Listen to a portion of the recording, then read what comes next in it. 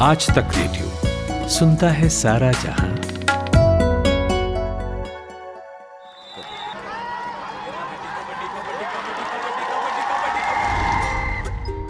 बचपन में मैंने कबड्डी खूब खेली। कई बार हाथ पांव टूटते टूटते बचे। उससे टाइम बचता तो कंचे खेलने निकल जाता। डिब्बों में रंग बिरंगे कंचे रख के हम एक दूसरे को खूब चिढ़ाते थे। खुद को तुर्रम खान समझते थे।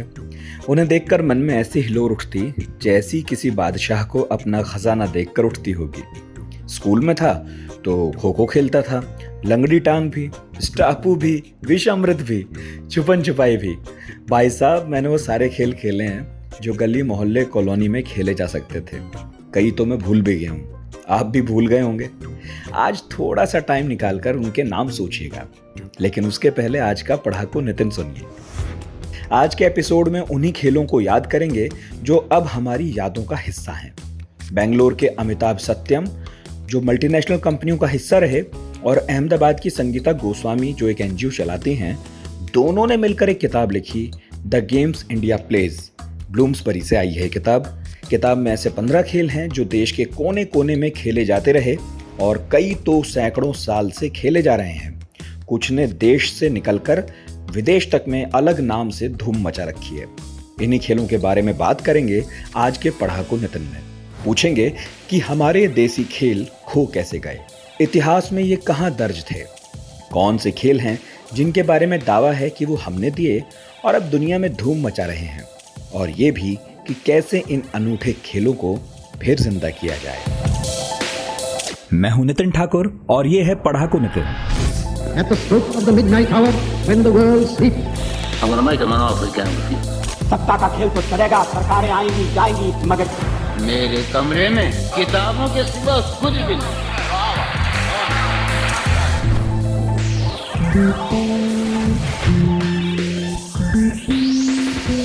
हेलो अमिताभ जी, हेलो संगीता जी, क्या हाल चाल है? नमस्ते नितिन जी, बहुत अच्छे हैं। आप कैसे हैं? एकदम बढ़िया। और इस वक्त आप दोनों अहमदाबाद में हैं, आपकी किताब का लॉन्च हो रहा है अलग अलग शहरों में। ये देख के अच्छा लग रहा है, क्योंकि आमतौर पर उन खेलों को कोई अब याद नहीं कर रहा जिस पर आपने किताब लिखी है।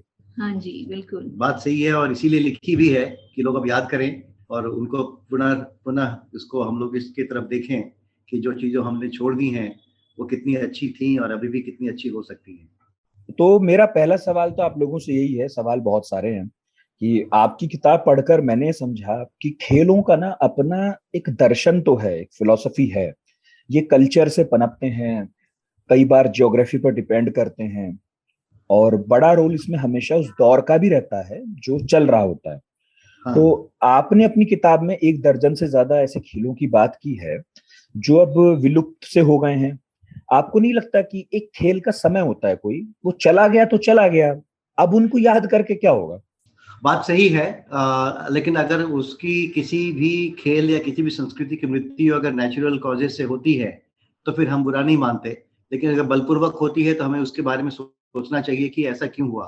तो हमारे देश में जो ये खेल विलुप्त हुए हैं उनके कारण ये नहीं है कि वो खेल खराब थे या फिर उपयुक्त नहीं थे और समय के साथ चले गए। वो इसलिए कि विदेशी शासकों के अधीन होने के कारण उन्होंने अपने खेल हम को ही थोप दिए।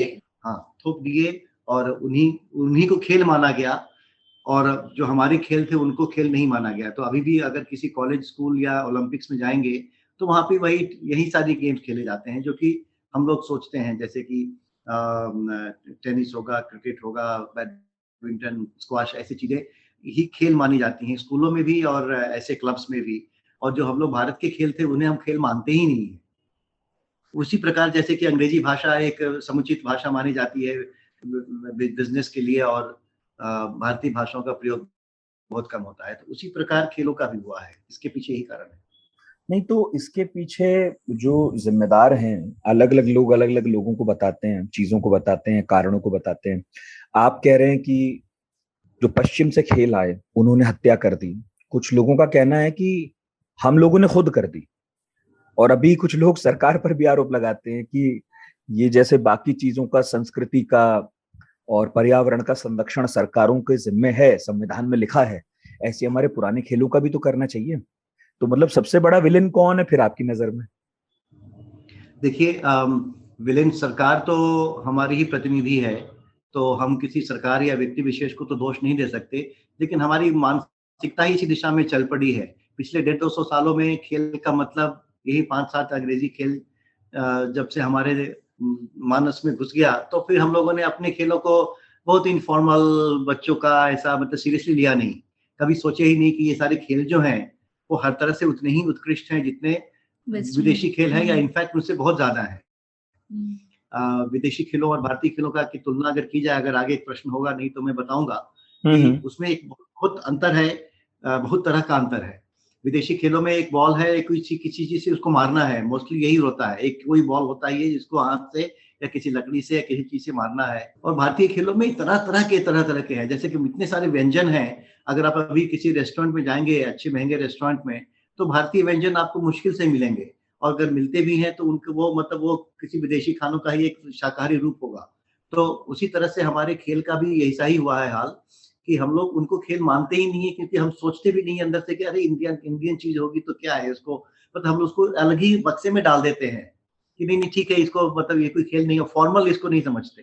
15 खेल जो हमने डाले हुए हैं उनकी नियमानुसार खेले, कंपटीशन कराए, तो देखने वालों को हाँ, आपने तो सर कई नाम डाले इसमें, जैसे लगोरी है, उसको हम पिट्ठू कहते हैं यहाँ, नौंदी, यूबी, लखपी, गिल्ली डंडा, नदी, पर्वत, चील, झपट्टा। मुझे तो बचपन याद आ गया, विषमृत भी था इसमें। तो अब आपका तो बैकग्राउंड बिहार का है और संगीता जी का गुजरात का है। संगीता जी, आपने सबसे ज्यादा क्या खेला बचपन में? यहाँ पे जो हमने लिए गए हैं वो सारे गेम छोड़ के, नॉर्थ इंडिया के छोड़ के मैंने सब खेले हैं। जैसे ये है खो खो, लंगड़ी, ये तो हमारा डेली रूटीन होता था। ये कोई टूर्नामेंट के लिए हम हारा नहीं देखते थे, हम तो रोज ही रोज खेलते थे इसको। स्कूल से आए, बैग डाला और चल दिए। जब तक खाना नहीं बनता, रात नहीं होती, माँ चिल्लाती नहीं, हम घर पे नहीं आते थे। और आजकल तो उल्टा ही हो रहा है, पेरेंट्स बोलते हैं कि तुम जाओ बाहर, घर से तो निकलो, है ना। तो ये कोई प्लान करके हमने कभी नहीं खेला, ऐसे नीचे मैदान में निकल गए, जो भी गेम याद आया चलो इकट्ठा हो गए, खेल शुरू। कोई भी अरेंजमेंट नहीं चाहिए। मतलब ऐसा होता था ना कि आज 10 बच्चे आ गए तो ऐसा गेम खेल लो, उसमें 10 शामिल हो। किस दिन 4 ही आए तो चलो भाई, हमारे पास तो ऑप्शन है, 4 वाला खेलते हैं।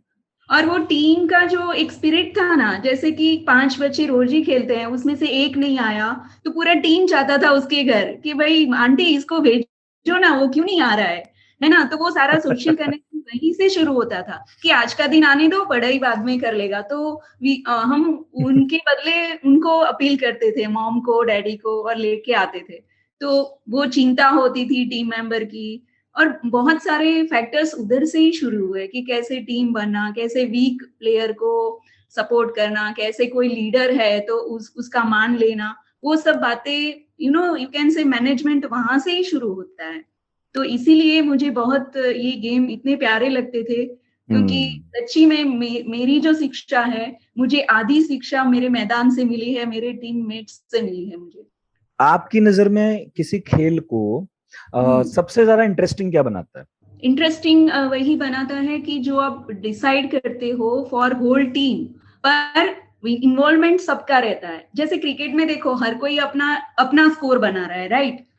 उनमें टीम का कुछ नहीं, इसका इतना स्कोर हुआ, इतने गेम पे वो, इतने बॉल पे वो आउट हो गया, तो उसका काम खत्म हो गया। हमारी गेम में क्या है, कोई एक गलती करता है, उसका रिजल्ट भी, और कोई एक अच्छा परफॉर्मेंस करता है, वो आगे पूरा गेम आगे लेके जाता है और विन करवा सकता है ना। तो ये इंटरएक्टिव है, इन्वॉल्वमेंट वाला है, एक दूसरे पे डिपेंडेंट है।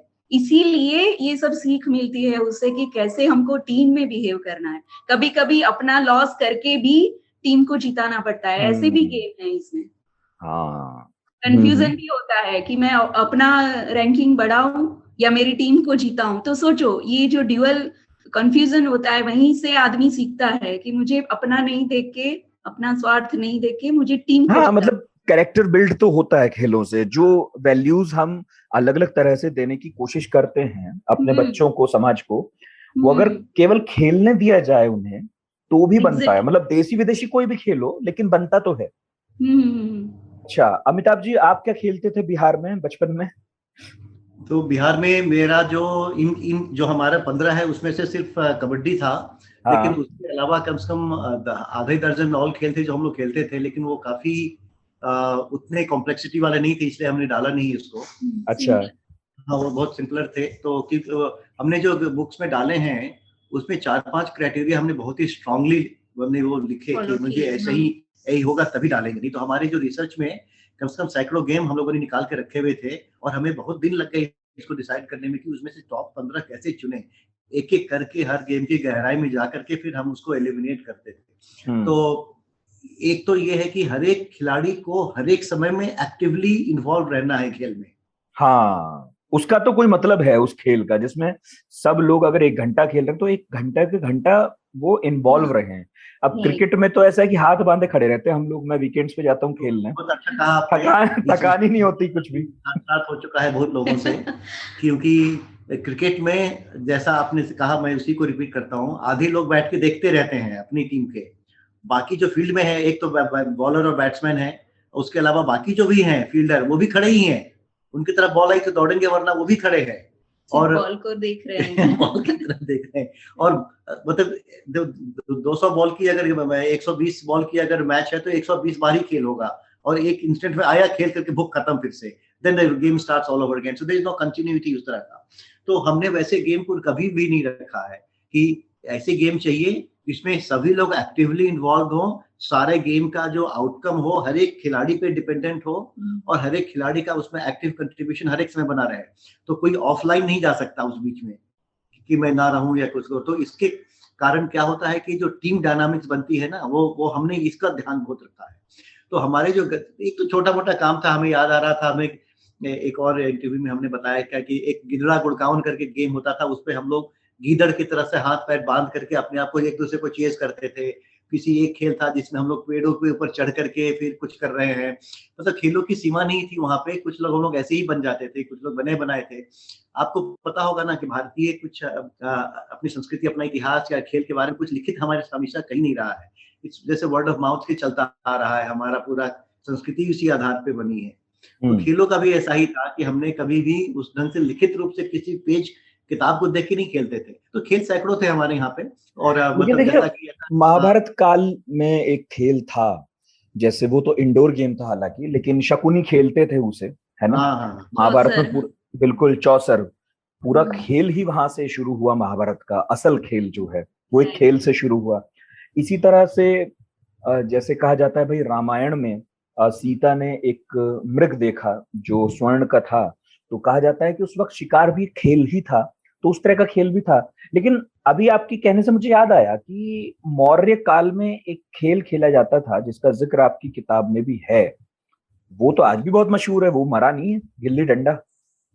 हाँ।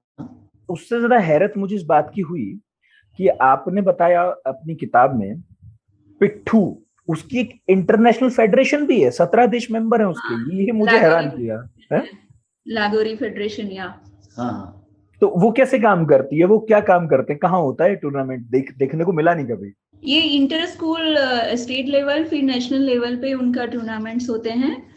पर अभी देखा जाए तो मैंने भी अहमदाबाद में ये टूर्नामेंट का नाम सुना नहीं है। सो ये अभी धीरे धीरे उग रहा है, ऐसा बोल सकते हैं, जो कि बहुत खुशी की बात है।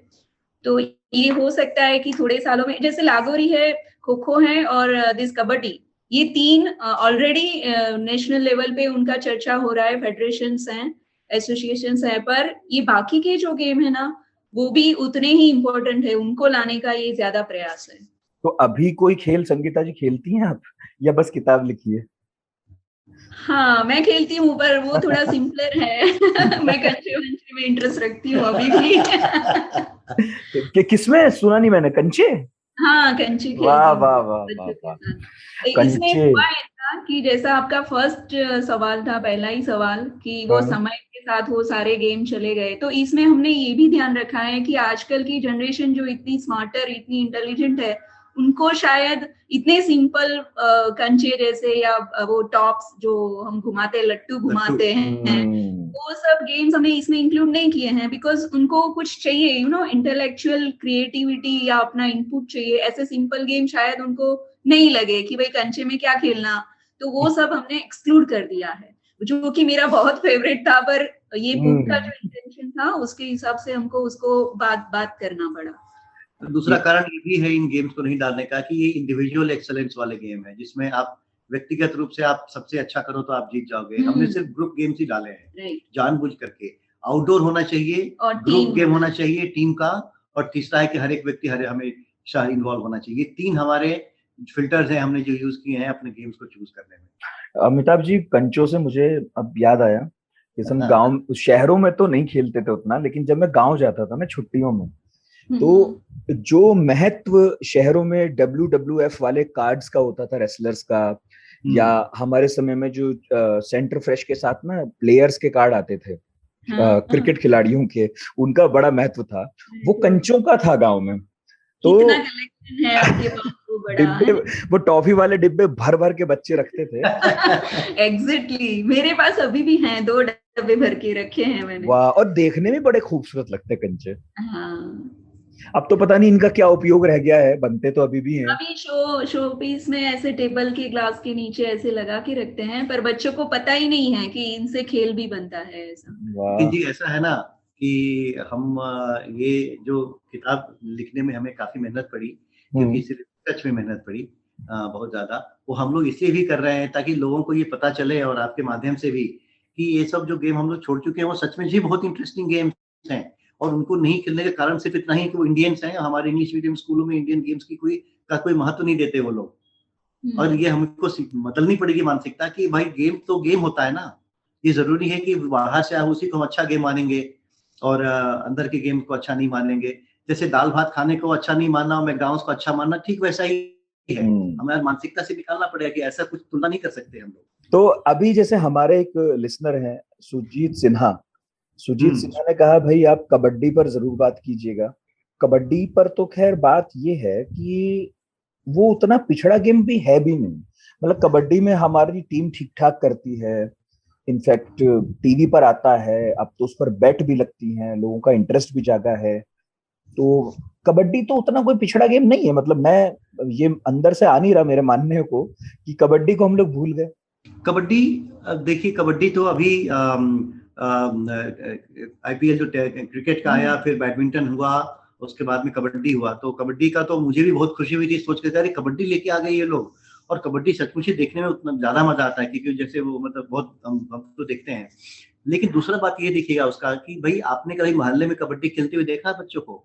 अभी तक वो अभी टीवी का ही स्पोर्ट रह गया है। जैसे भारत के लोग ना वो देखते हैं, F1 का कार रेस देखते हैं, तो उसी तरह से वो भी है। टीवी देखने में मजा आता है लेकिन खेलने में नहीं आता है। तो कमर्शियलाइजेशन। हाँ, तो अभी मुझे लगता है कि इसको, जैसे मेरा जो बायां अंगूठा है वो परमानेंटली टूटा हुआ है। वो कबड्डी में टूटा था हमारे बचपन में। मैं पूछने वाला था आपसे कि आपने कहा ना कबड्डी खेला हूं मैं, तो मैं पूछने वाला था कि कुछ तुड़वाया कि नहीं तुड़वाया। यदि नहीं तुड़वाया तो आप नहीं खेले फिर? मेरा अंगूठा 90 डिग्री खड़ा हो गया था, कई दिनों तक रहा था। और उसके बाद मेरे गांव के काका थे, उन्होंने हल्दी चूना लगाया और एक बार मुझे खाना फुसला के जोर से खींच दिया, उससे कुछ हुआ नहीं और मेरी हड्डी खराब हो गई वो। तो हाँ, कबड्डी तो चलता था हमारे खेल में, हमारे गांव के स्कूल में। और भी गेम चलते थे, और इसमें से बहुत सारे थे, इसमें से भी और ऐसे भी वहाँ बहुत सारे खेल चलते थे। उनका नाम हमें भी सोचना पड़ा है। अगर आप चूंकि किताब आपने देखा है तो हम लोगों ने हर एक गेम के कम से कम 7-10 नाम तक डाले हुए हैं हम लोगों ने, क्योंकि हर एक क्षेत्र में अलग अलग नामों से जाना जाता है। सर आपने छिपन छिपाई क्यों नहीं डाला इसमें? हाँ, सेम वही बात है उसमें कि वो इतना सिंपल फॉर्म है छुपना। और नहीं, मैं तो उसे आर्ट मानता हूँ। मैं छिप जाता था तो मिलता नहीं था, उसका सीधा घर ही चला जाता था। हाँ नहीं, वो इतना ही इंटरेस्टिंग है और बहुत छोटे बच्चों के लिए ये बहुत ही उपयुक्त खेल है, जो मतलब समझ लो कि 8-9 साल से छोटे हैं। पर हमारे इसमें जो है ना बहुत छोटे बच्चों वाले गेम भी नहीं है, जैसे कि वो ये हाइड एंड सीक जिसे बोलते हैं, छुपम छुपाई, और फिर वो गेंद मारना, ये डोज बॉल बोलते हैं। वो सारे उसमें स्ट्रेटेजी और टेक्निक्स नहीं है जो बच्चों को सोच के अपना दिमाग यूज करके करना पड़े। तो वो सारे जिसमें बहुत ज्यादा कॉग्निटिव वो नहीं है, डेवलपमेंट नहीं है, वो सारे गेम्स हमने एक्सक्लूड किए हैं जो बहुत ही छोटे बच्चे खेलते हैं। अभी ये जनरेशन इतना फास्टर मैच्योर हो रहा है कि बॉल फेंकना और छुपना आप गेम उनको सिखाओगे तो वो हम पे हंसे। है ना। तो वो सिंपल फॉर्म बिना स्ट्रेटेजी वाले हमने यहाँ बुक में नहीं लिए हैं। अच्छा, एक चीज है संगीता जी कि हाँ जी। जैसे मैं स्कूल में था जिस टाइम और गुजरात में पढ़ता था, तो वो हम्म, जो रुमाल वाला खेल है ना, जिसके बारे में आप हाँ, लोगों ने लिखा भी है, उसका नाम है चील झपट्टा झपट्टा, राइट। या रुमाल झपट्टा। वो हाँ हम हाँ खेलते थे। तो मैंने ये पाया कि धीरे धीरे भले ही लड़के लड़कियों के शरीर में परिवर्तन आता है, ताकत अलग अलग हो जाती है, हम्म, लेकिन तब लड़कियां बहुत बढ़िया खेलती थी वो। हाँ हाँ बोले लड़के हार जाते थे, ये देख के मुझे बड़ा इंटरेस्ट आता था कि। और वो एक लंगड़ी टांग वाला भी होता था, ऐसे गोला बनाते थे हम लोग और गोले में बैठते थे, हाँ और हाँ एक एक करके एक दूसरी टीम लाइन में खड़ी होती थी, तो उसके 2 या 3 मेंबर अंदर उस गोले में आते थे, हाँ और हाँ एक खड़ा होकर लंगड़ी टांग से उसको पकड़ता था। हाँ हाँ, वो अपनी लंगड़ी। किताब में रखा है अपनी हाँ हाँ हाँ, वो है हमारी बुक में है लंगड़ी। लंगड़ी। तो हाँ उसमें भी लड़कियां बहुत बढ़िया खेल जाती थी। हाँ तो हाँ एक लड़के ने तो, हमारे सुनने वाले हैं और हाँ, ट्विटर पर अक्सर हमारे पास वो मैसेज करते रहते हैं, उन्होंने लिखा कि हम्म। आप लोगों से मैं जरूर पूछूं कि ये सब महिलावादी खेल क्यों है। महिलाएं जीत जाती हैं आराम से, ऐसा क्यों किया हुआ है, लड़के क्यों नहीं जीतते इसमें। ऐसा है ना कि ये खेल में ना तो जेंडर का कोई हाँ रेलेवेंस है हम्म। और ना ही किसी चीज का। ये जो कितना कमिटमेंट है, वो तो कोई भी खेल है ना। देखिए, अगर शारीरिक शक्ति का जहाँ प्रयोग है, जैसे वेट लिफ्टिंग करना, कुश्ती खेलना, और शायद कबड्डी में कुछ गेम्स ऐसे हैं जहाँ पे पुरुष और स्त्री का अलग अलग होगा, जहाँ पे तेज दौड़ना हो या कुछ भारी उठाना हो। उसके अलावा कोई भी गेम में अलग रिजल्ट होने का कोई कारण कारण नहीं ही है, नहीं है। हाँ क्योंकि उसमें बुद्धि सबकी बराबर होती है। शारीरिक शक्ति, जैसे हमने कहा कि अगर बहुत 100 मीटर का रेस ना हो, सिर्फ भागना हो, तो फिर करीब करीब बराबर ही होते हैं। 10% का अंतर होता है, उतना मैनेज हो जाता है। तो और वो भी खास उम्र के बाद अंतर पता चलता है, वो 15-17 के बाद। हाँ हाँ, तब तक बिल्कुल। तो सभी बराबर ही होते हैं। तो इसलिए हमने जेंडर को जानबूझ करके, हमारे जितने इमेजेस भी हैं, आप हमेशा देखें कि हर एक इमेज में लड़के लड़की दोनों का फोटो बनाया है हमने, और कहीं भी हमने ये नहीं लिखा है कि सिर्फ स्त्रियों के लिए है और ये पुरुषों के लिए है। कोई भी ऐसा चीज है ही नहीं जो स्त्री और पुरुषों के लिए अलग है। इसमें सारे गेम्स हमारे जेंडर न्यूट्रल हमेशा से रहे हैं। हॉपस्कॉच वाला, वो टापू वाला आपने बोला था ना शुरू में। हाँ, स्टापू। हाँ तो उसमें अक्सर लड़कियां ही खेलती हैं, लेकिन हमने फोटो में लड़के के भी उतने ही फोटो उसमें भी देखे। उसमें ऐसा कोई जेंडर से संबंध है ही नहीं किसी भी खेल का। तो ये जो जेंडर पॉलिटिक्स वो नया है और वेस्टर्न है। भारत में ऐसी कोई प्रथा नहीं रही है कि स्त्रियां अलग से खेले और अलग तरह ये के लड़कों का खेल है या ये लड़कियों का खेल है। हाँ, हाँ, हमारे यहाँ नहीं कभी हुआ नहीं। ना, कभी हाँ। कभी सुना ही नहीं। ये तो हमने अभी मेरे 40s में आने के बाद मैं सुन रही हूँ कि खेल के लिए भी ऐसा सोचा जा सकता है। नहीं, आपकी किताब तो इस मायने में स्कूल्स में सिलेबस में लगनी चाहिए, ये तो मैं देख रहा हूँ।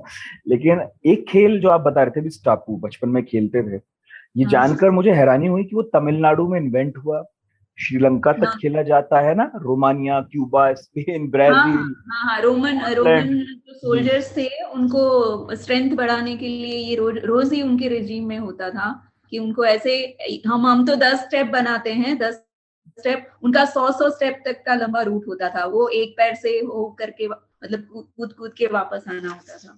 तो क्या किसी खेल को बनाने के पीछे भौगोलिक स्थितियां भी काम करती हैं, ज्योग्राफी भी काम करती हैं? जैसे हाँ तमिल जी, साहित्य में तो स्टापू को पंडियट्टम कहा है, आपने बताया ना, मंदिरों में खेला हाँ, जाता था। या नौंदीयट्टम, पांडियट्टम, वो सब तमिलनाडु का ओरिजिन। और हमने बहुत हिस्टोरिकल रेफरेंसेस मेंशन नहीं किए हैं, पर हमने रिसर्च में पाया है कि ये तमिलनाडु और साउथर्न एरिया में टेम्पल्स में जब फेस्टिवल होते थे तो ये सारे खेल उसमें शामिल किए जाते थे, और ये हजारों साल पुराना संस्कृति से आए हुए सारे गेम हैं। हाँ, और एक खेल और आपने बताया है उसी तरह का, और इसमें क्या है कि आप लोगों ने बताया कि भाई ये तो रग्बी है जो हमने दिया है दुनिया को, मणिपुर ने दिया है। हाँ जी, मणिपुरी रग्बी उसको अभी भी बोलते हैं। वो खेल का नाम अभी मणिपुरी रग्बी ऐसे कर दिया गया है। दैट इज एक्चुअली यूबी लक्पी। यूबी मीन्स जो नारियल होता है ना, अपना श्रीफल, वो, और लक्पी मतलब उसको स्नैच करना, खींचना, किसी और से ले जाके आगे बढ़ाना। तो ये हम नहीं कह रहे हैं, ये मेरी रिसर्च में ये एक कोट आया है जो इंग्लिश ही कोई ऑथर है, उन्होंने बोला है कि मणिपुर के लोग जो कह रहे हैं कि ये हमारा खेल का नाम और पूरा खेल उठा लिया गया है, वो लोग गलत नहीं है। और ये कोट हमने बुक में डाला हुआ है, आप देख सकते हैं। तो बहुत सारे ऐसे गेम हैं जो शायद पूरे नहीं उठाए हों, पूरा कॉपी नहीं किया हो, पर हमारे खेल से इंस्पिरेशन लेके बाहर के देशों ने खेल बनाए हैं, ये तो मैं कभी भी किसी को भी कह सकती हूँ। ये तो निश्चित है कि हमारी संस्कृति इतनी पुरानी है और इतने दिनों से सब कुछ चल रहा है, मतलब सभी जानते हैं, कोई नई बात नहीं है। तो हमारे खेल भी उतने ही पुराने होंगे ना, उतना हमारे ज्ञान का भंडार है वही उतना ही पुराना होगा। तो अगर विदेश में कुछ है जो हमसे मिलता जुलता है तो हम बिना सोचे समझे कह सकते हैं कि हमसे उन्होंने लिया होगा, क्योंकि उनसे हमें लेने का मौका तभी मिला होगा जब हमारे यहाँ पे वो लोग आए थे, और हमारे यहाँ आने के बाद में जो हमारे वो टेनिस बैडमिंटन वगैरह आए हैं। उसके अलावा अगर कुछ सिमिलैरिटी है तो फिर हमारे, जैसे कि हम पोलो को कहते हैं, शतरंज को कहते हैं, जैसे यूबी लपकी है, यूबी लपकी नारियल फेंक करके एक दूसरे को करना, आप देखेंगे रग्बी हो या अमेरिकन फुटबॉल हो, उसका भी शेप वही नारियल का ही है। एरोडायनामिक के हिसाब से वो अच्छा है, वो हमने भी सोचा हुआ है, देखा हुआ है, लेकिन हमारे यहाँ नारियल से खेल होता था तो वो है। तो ये सोच भी लेना कि हमारे देश में पहले आ गया तो बड़ी बात होगी, ऐसा हमें आश्चर्य की भी बात नहीं होनी चाहिए। हमारे देश में तो चांसेस है ही है कि हम पहले आया होगा, क्योंकि जब तक वो लोग पिछले 400-500 साल के पहले उनके पास में कुछ ऐसा था ही नहीं, कुछ भी नहीं था ना। वो लोग तो मुश्किल से हमारे यहाँ आने के बाद में, जब से उनका कॉलोनाइजेशन शुरू हुआ 1400 वगैरह के बाद, तभी जाके उनके पास धन आया कि वो लोग उन्होंने खेल भी बनाए। तो इसलिए आश्चर्य की बात जरा भी नहीं होनी चाहिए, ना ही इसलिए हमें कोई खास गर्व होना चाहिए, तो जानी हुई बात है। और अभी आप बात कर रहे थे गिल्ली डंडा की, जो अभी भी इतना पॉपुलर है, उसका मेंशन मैंने महाभारत के वर्सेस में पाया है कि अच्छा, हाँ, भीम और अर्जुन और कृष्ण ये सब मिलके, और उसका नाम भी है, जो गिल्ली को बोलते हैं विट्टी, जो अभी मराठी में उसको विटी दांडू ही उसका नाम है। तो घातिका भी था उसमें। घातिका वो संस्कृत ओरिजिनल नेम अपने गिल्ली डंडा का है, घात करना मतलब मारना, इस घातिका है ना। पर विटी दांडू वो भी संस्कृत रूट से आया है, और उसका वर्स मेरे पास है, मैंने रिसर्च में उसको खोज के अरे तो ऐसे ऐसे किस्से बताइए ना, ऐसे ऐसे किस्से ही तो सुनने बैठा हूँ मैं, बताइए। हाँ जी, तो वो वर्स में वहां पे हमको ऐसा था कि हमको बहुत गेम के ओरिजिनल रेफरेंसेस इसमें नहीं डालने थे, इसका पेज काउंट और वो सब बहुत ज्यादा बढ़ रहा था, इसलिए वो हमने एक्सक्लूड किया है, क्योंकि कोई गेम का मिल रहा था, कोई गेम का नहीं मिल रहा था, तो फॉर्मेट बिगड़ा जा रहा था। और किस गेम का मिला आपने? एक तो खोजबीन कैसे की इन खेलों के बारे में, कुछ तो अब नहीं दिखते, कुछ हैं, और कैसे कैसे आपने इनके नाम खोजे, कैसे कैसे आपने इनकी हिस्ट्री के साइंस खोजे, कहाँ कहाँ मिले, वो प्लीज बताइए। हाँ जी, ये बहुत इंटरेस्टिंग मेरा जर्नी था। फॉर्चुनेटली मैं कोरोना में घर पे थी, तो मुझे टाइम मिला, एम्पल ऑफ टाइम मिला। मैंने अपने पड़ोसी के दादा से लेके, मतलब जो रहते हैं मेरे आसपास दादा लोग, उनसे बात करना, उनसे पूछना कि दादाजी आप क्या खेलते थे, तो उनको कुछ कुछ थोड़ा थोड़ा याद होता था, वो मैंने कंपाइल किया। फिर उसके बेस पे आगे यूनिवर्सिटी में जाके देखा कि ये जो दादा बोल रहे थे उससे मैच करता हुआ कोई खेल है क्या, ऐसा करके। तो मेरे गुजरात में मैंने बहुत रिसर्च किया, बच्चों को स्कूल में, मेरा एनजीओ है खुद का, तो एनजीओ के कनेक्शन के थ्रू आई कैन एंटर, मैं कोई भी स्कूल में जाके, वो लोगों ने मुझे परमिट किया कि बच्चों को पूछो, गांव के बच्चों को क्या खेलते हैं, स्ट्रीट में वो क्या खेलते हैं। तो आप मानोगे नहीं, अहमदाबाद, गांधीनगर जैसे सिटी में जो गेम हमको पता ही नहीं है, वो 50 किलोमीटर अंदर के गांव में जाके वो बच्चे खेल रहे थे। और मुझे तब स्ट्राइक हुआ कि अरे, जो साउथ में नौंदीयट्टम या पांडियट्टम को जानते हैं, वो मेरे गुजरात में ये लोग कुंडाला बोल के तो सालों से खेल रहे हैं यहाँ पे। सो ये मेरे लिए इतना मेरा नेशनल कनेक्ट हो गया कि साउथ के, नॉर्थ के, ईस्ट के, कश्मीर के तक के गेम के नाम मुझे पता चल गए। और मुझे लगा कि मतलब इतने सारे खेल हैं, हम रोज ही एक नया खेलें ना तो एक महीना कम से कम चला सकते हैं। एक साल मतलब ये जो हमने सिलेक्ट किए हैं वैसे गेम, है ना।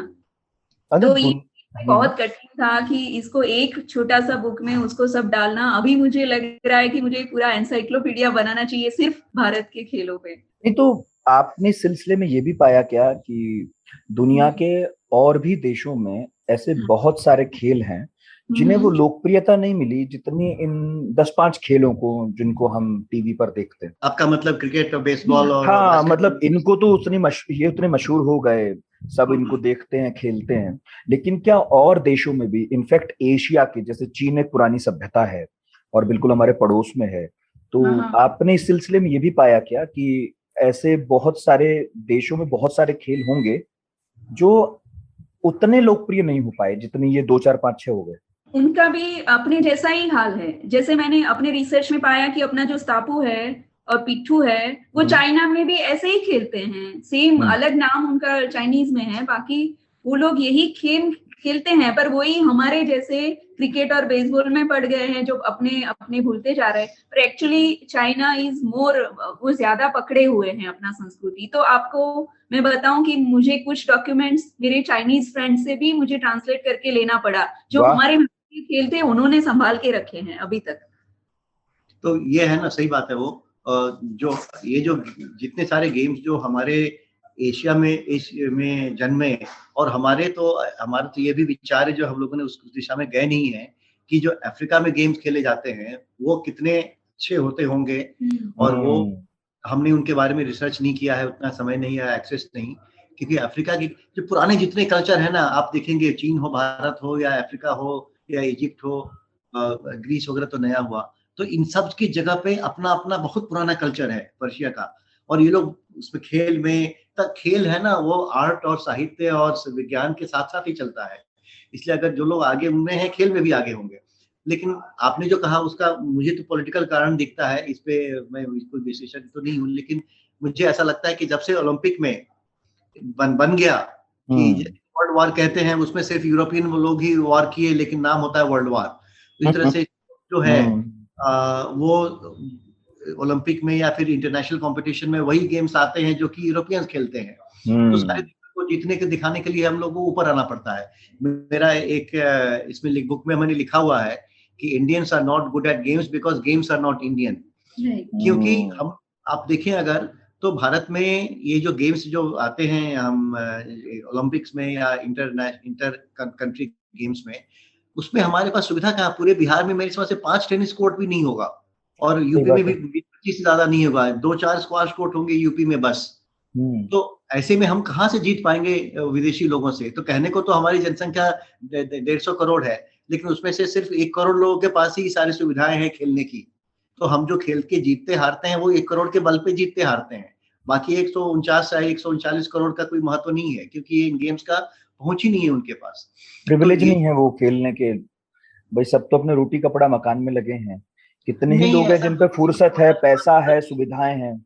सुविधा, हाँ। अभी टेनिस कोर्ट बनाने जाएंगे तो कम से कम 20 लाख 30 लाख 20 लाख तो लगता है करीब, पूरा अच्छे से बनवाए तो 15 लाख 10 लाख 20 लाख लग जाता है, जमीन की कीमत की छोड़ के बोल रहे हैं। अब 20 लाख रुपए किसके पास होंगे? कोई स्कूल का कम से कम 15 करोड़ का बजट हो तो बनाए, वरना ना बनाए। वो बास्केटबॉल भी ऐसा ही है।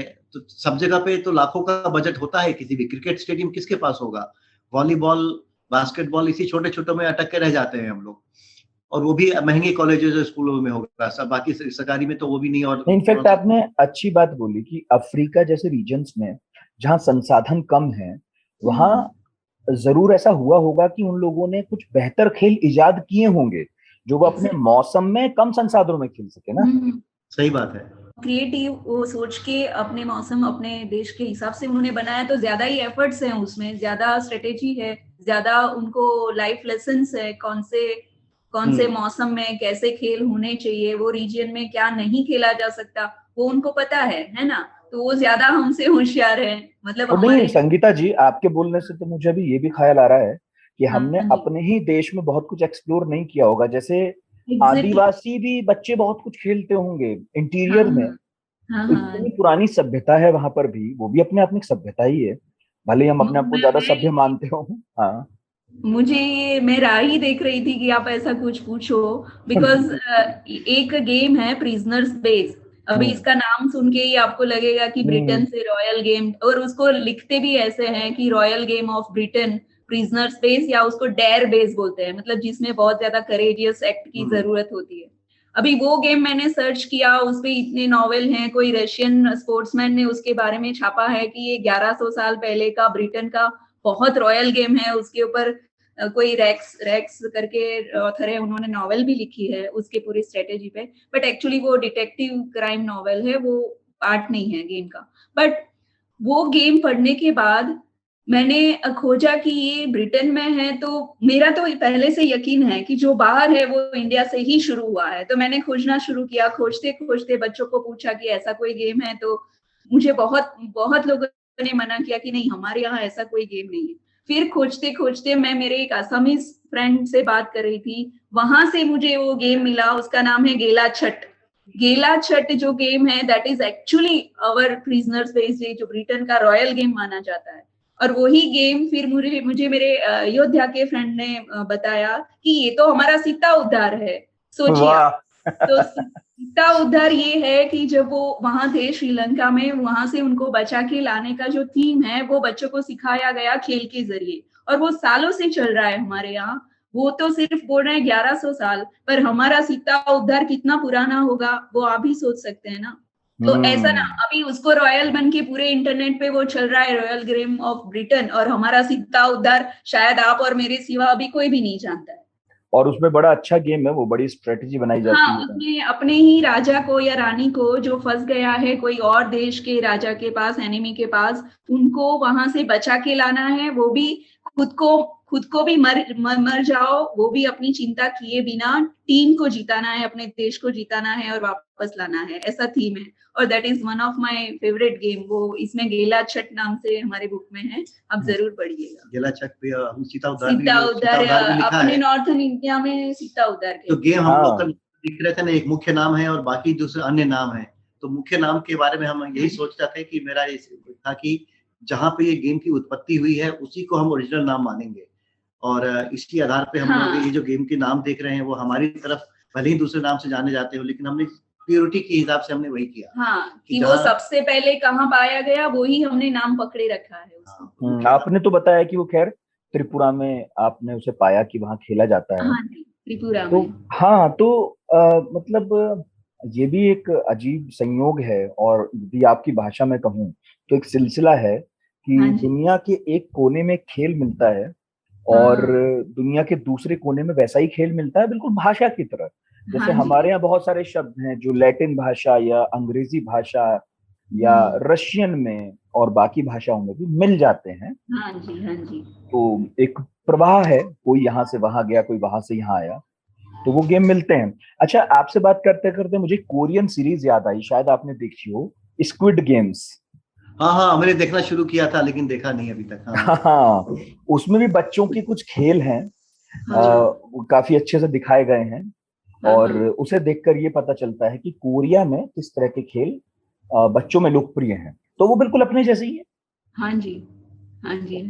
ये जो मतलब ये तो पॉलिटिकल डिस्कशन नहीं है, लेकिन मुझे जितना अभी तक देखा, जितनी जगह पे गए हैं हम एशिया में, और वहाँ के लोगों को समझा और सीखा है, तो हम बता दें कि हम बिहार में होने के कारण मुझे चीन में और थाईलैंड में और इंडोनेशिया में जितना अपनापन लगता है उतना मुझे दिल्ली में नहीं लगता है। एकदम लगता है वो लोग मेरे एकदम अपने हैं। तो संस्कृति हमारी एक है, विचारधारा एक है, मानसिकता एक है वहाँ की। और मेरी समझ से भारत से वहाँ गया, वहाँ से यहाँ आया, मेरी समझ से एक ही रीजन हुआ करता था। अभी आगे चल के भाषाएं अलग होगी, पॉलिटिकल बाउंड्रीज अलग होगी, लेकिन अगर गहराई से देखेंगे तो जितना मतलब कह रहे हैं ना कि मतलब एक दूसरे को देख के हम लोग जोक्स भी समझते हैं एक दूसरे के बिना की भाषा समझे हुए। अरे वो ही मतलब एक चुटकुला हमारे यहाँ जो लोकप्रिय है वो दुनिया के किसी कोने में किसी और रूप में लोकप्रिय है, वो वहां भी पहुंचा है। चुटकुलों, मैं तो एक बार बहुत मतलब हमारे यहाँ बहुत तरह के डिस्कशन होते हैं आज तक रेडियो में, तो मैं कह भी रहा था कि ये चुटकुलों की जो यात्रा है या कहावतों की जो यात्रा है वो बिल्कुल खेल जैसी यात्रा ही है। यहाँ है तो वहां भी है, अब वो कौन ले गया कब चला गया पता नहीं। हाँ, तो एक हमारे दोस्त हैं प्रशांत वीर, मिर्जापुर में रहते हैं, वो पूछ रहे हैं कि हाल में यूपी में इंटरनेशनल लेवल पर मेडल जीतने वाले खिलाड़ियों को गजेटेड ऑफिसर्स बनाने की पॉलिसी शुरू हुई है, कई राज्यों में ऐसी सुविधाएं नहीं मिलती। तो क्या खेल में पिछड़ने का एक कारण तो आपने कहा कि गेम ही इंडियंस नहीं है, लेकिन दूसरा क्या ये भी है कि हमारे खिलाड़ियों के सामने एक अनसर्टेनिटी रहती है अपने भविष्य को लेकर। पिथौरागढ़ से प्रशांत उप्रेती हैं, वो भी यही कह रहे हैं कि खेल में हम पिछड़े हैं, तो वजह क्या है इसकी। तो आपने बहुत सारी वजह ढूंढी हो, तो एक तो आपने बताई, दूसरी भी बताई, और कुछ वजह है क्या? देखिए, मेरा ये व्यक्तिगत मानना है कि सरकार को आधार बना के हम किसी चीज को आगे बढ़ने का करेंगे तो फिर वो हम टूट जाएंगे। एक हमारे यहाँ बना हुआ सरकार तो कुछ करती नहीं, सरकार ने प्रोत्साहन नहीं दिया, सरकार जीतने के बाद में 1 करोड़ दिया, पहले नहीं दिया। तो मेरी समझ से ये जो खेल वगैरह जो है उसको, एक तो है कि बहुत ट्रांजैक्शनल हुआ, तो जीत गया उसको नौकरी दे दी, लेकिन जीतने तक पहुंचने के लिए उसको तो अपने ही खुद का मेहनत करना पड़ेगा ना। तो हमें, मेरी विचार में, अगर खेलों को प्रोत्साहन देना है, अभी हम सभी खेल की बात कर रहे हैं, भारतीय या विदेशी कोई भी, इसकी सुविधाएं दे सरकार, अच्छे से सुविधाएं दे हर जगह पे, जहाँ खेलने के लिए जगह बना हो, लोग हो, पैसे मिले रहने को, आने जाने का कुछ कवर हो जाए, ये सब चीजें खेलने के दौरान हो, तब जाकर के आगे वो जीतेगा। जीत जाओ अगर अपने पैसे पे, अपना कष्ट उठा के, अपने चाचा जी का खेत बेच करके अगर जीत जाते हो, तो तब तुम्हें मैं एक नौकरी दे दूंगा टिकट कलेक्टर की, तो ये मेरी समझ से ये उचित नहीं है, क्योंकि फिर उसमें कितने लोग ऐसे सैक्रिफाइस कर पाएंगे। इसलिए खेलों की व्यवस्था सुचारू रूप से हर जगह, हर एक शहर में, हर एक डिस्ट्रिक्ट में इतनी अच्छी व्यवस्था 1-2 जगह पे होनी चाहिए, जहाँ पे कोई भी खेल आप ले लें, कबड्डी ले लें या इवन विदेशी खेल भी ले लें, अगर कि विदेशी खेल का चलन इतना बन चुका है कि उसको हटा नहीं सकते, तो आप सरकार की तरफ से ये व्यवस्था बस कर दीजिए। हाँ, इनफैक्ट अंकित कुमार खेल पत्रकार हैं, वो भी यही कह रहे हैं कि पूछ रहे थे वो कि हम अपने पारंपरिक खेलों को अंतरराष्ट्रीय स्तर पर उतनी महत्ता दिला नहीं पा रहे जितनी पश्चिमी खेलों को मिलती आ रही। तो क्या खेल की परिभाषा पश्चिम तक ही सीमित रह गई है? तो जैसा आपने कहा कि ओलंपिक में कई खेल थे वो बाहर निकाल दिए, कुछ नए शामिल कर लिए, लेकिन भारतीय खेलों को उतना महत्व दिया नहीं गया, क्योंकि जब हम नहीं देंगे, हमारी सरकारें नहीं देंगी, हम लोग ही आपस में ऐसा करेंगे, तो फिर कैसे होगा? कोई और क्यों करेगा? हाँ, तो अब खेल हो, संस्कृति हो, हमारे आप लिटरेचर हो, हर चीज तो एक दूसरे से जुड़ा हुआ है ना। अभी तो पश्चिम का प्रभुत्व है पूरे संसार में, विश्व में, तो हम लोग उसकी प्रभुत्व को मानते हैं, उसके दिशा निर्देश में सारा काम हम भी करते हैं। तो अभी भारत थोड़ा ऊपर उठ रहा है, आत्मविश्वास बढ़ रहा है, और आत्मविश्वास बढ़ने के साथ में भारतीय खेलों के प्रति भी अगर थोड़ी आसक्ति होगी, लोग खेलना शुरू करेंगे, तो कमर्शियल रीजन से अपने आप ही आगे बढ़ जाएगा वो। हमें अलग से कुछ पुश करने की जरूरत नहीं, हमें सिर्फ इतना बिलीफ लेके रहना है कि ये अच्छे गेम्स हैं, हम खेलेंगे बस। वही।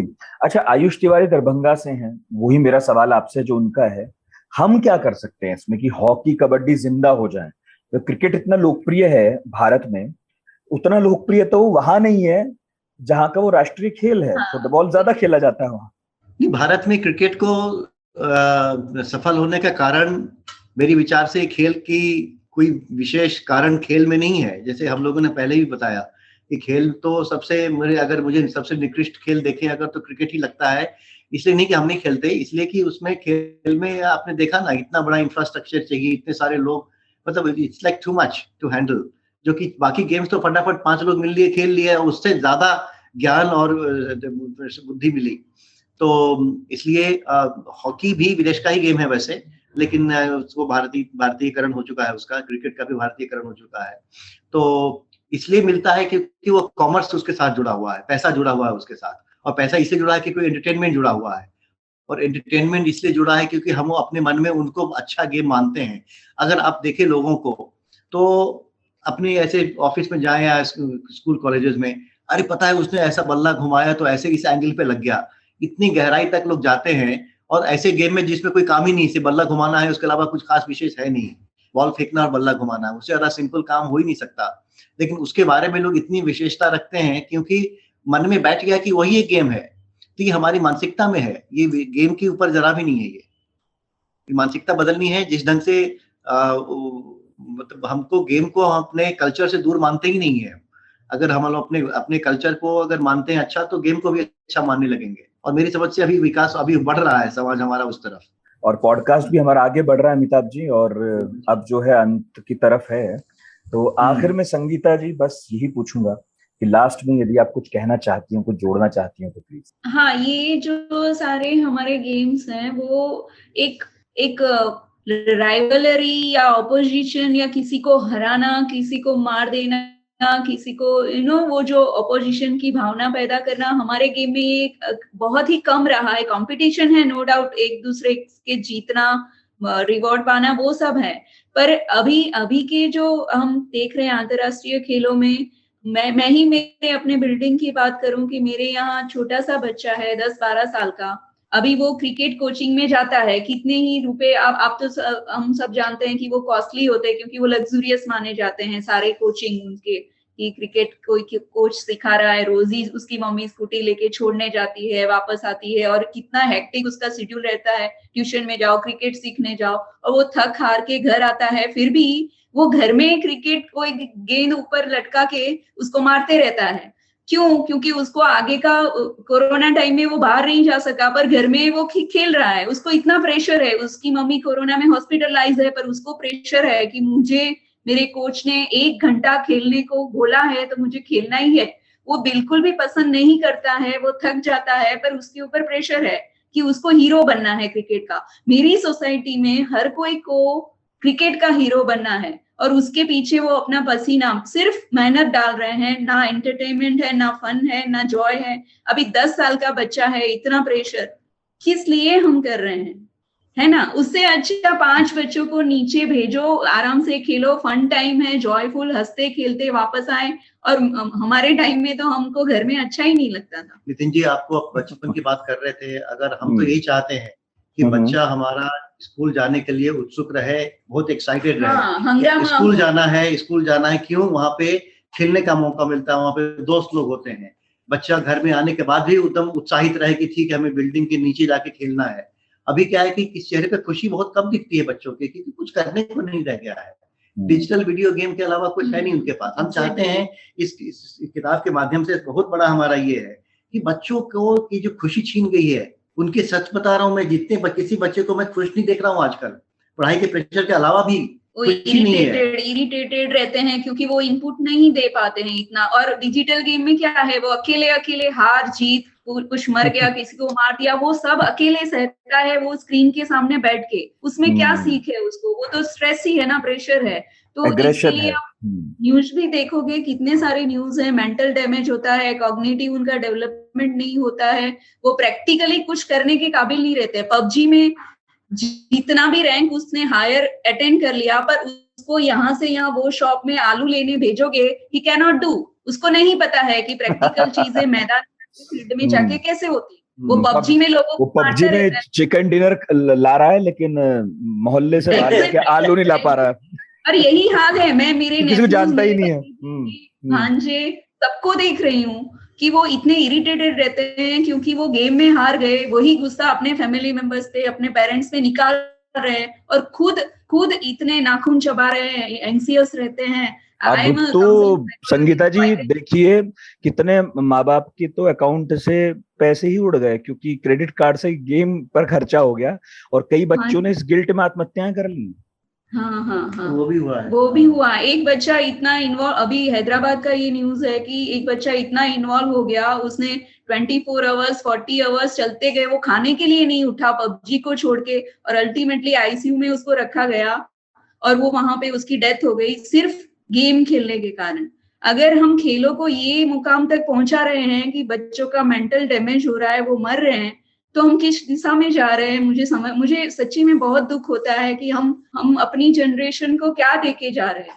तो ये बच्चों का कोई भी दोष नहीं है, बिकॉज पेरेंट्स, टीचर, दादा दादी वो सब भूल चुके हैं जो उनको सिखाना चाहिए। एक सोसाइटी, एक लाइफस्टाइल होता है ना, इंटीग्रेटेड होना चाहिए। खाना पीना, रहना, दादा दादी का संबंध बच्चों के साथ, मोहल्ले के लोगों का संबंध, तो एक इंटीग्रेटेड सोसाइटी होती है ना, वो टूट रहा है। और हम चाहते हैं इन खेलों के माध्यम से बच्चे फिर से एक दूसरे से जुड़े, मिले, खेलें, परिवार भी जुड़े, और वो जुड़ने से मैं इसमें हर तरह का सर्वांगीण विकास होने वाला है बच्चों का, पढ़ाई लिखाई के अलावा भी। तो हम तो यही चाहते हैं कि बच्चे इस खेल को अपनाएं, और हर जगह पे करोड़ों बच्चे खुश दिखें जो आजकल परेशान रहते। करोड़ों बच्चे, 1-2 बच्चों की बात ही नहीं है हमारी। बिल्कुल, बहुत बहुत शुक्रिया अमिताभ जी, बहुत बहुत शुक्रिया संगीता जी, जुड़ने का, तफसील में बात करने का। वाकई किताब बहुत कमाल की है आपकी, छोटी सी है, लेकिन इसमें 15 ऐसे नायाब खेल बताए हैं जिन्हें बचाना और उन्हें खेलना हमारी जिम्मेदारी होनी चाहिए। आसपास के बच्चों को खिलाएं, क्योंकि बहुत सारे मूल्य जिनकी बातें भी हमने की, बहुत सारे वैल्यूज वाकई खेलों से मिलते हैं। आपने खुद अपने बचपन की बात बताई, और हम में से बहुत सारे लोग जिन्होंने वो मोहल्ले वाला सुख लूटा है, वो सब आपकी इस बात से सहमत होंगे।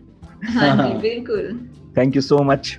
थैंक यू नितिन जी, आपका बहुत धन्यवाद, बहुत मजा आया बात करके आपके साथ। जी, तो अमिताभ और संगीता को आपने सुना, और यदि ये पॉडकास्ट सुनकर आपको भी कुछ कहने का मन हो तो बताइएगा। व्हाट्सएप नंबर है 9953323303। इसके अलावा radio@aajtak.com हमारा मेल आईडी है। प्लीज मेल कीजिएगा और बताइएगा इस पॉडकास्ट के बारे में, और इसके बारे में क्या किसी भी पॉडकास्ट के बारे में बताना हो तो प्लीज बताएं, और कोई टॉपिक यदि चाहते हैं कि पढ़ाकू नितिन में डिस्कस हो तो वो भी बताएं। तो अगले गुरुवार फिर मुलाकात होगी, फिर नए टॉपिक के साथ। मेरा नाम नितिन ठाकुर है। अपना बहुत ख्याल रखिए, सुनते रहिए आज तक रेडियो।